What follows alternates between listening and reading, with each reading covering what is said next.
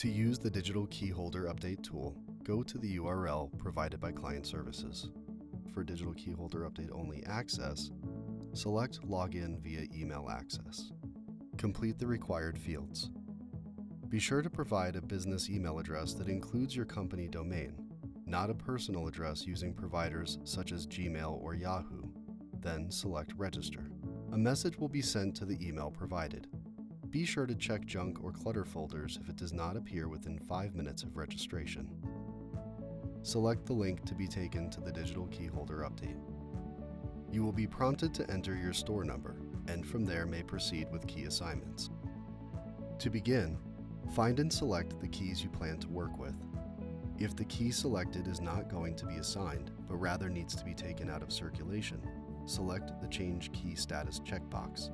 Then choose the appropriate new status and select Update Key.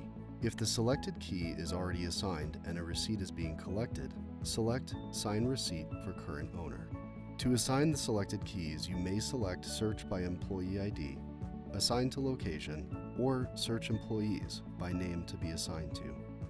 If assigning to a new user, select Add User and complete the new user fields.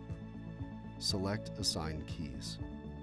If no signatures are to be collected, select Send Key Log Email to send a summary to all users keys were assigned to, as well as yourself. Signatures can be collected one of 3 ways.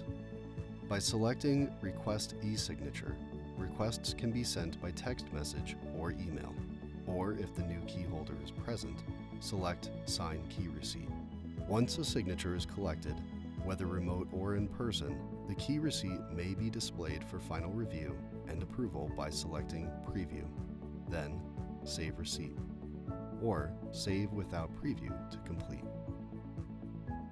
Once approved, an email with a PDF copy of the receipt will be sent to you and the signing key holder.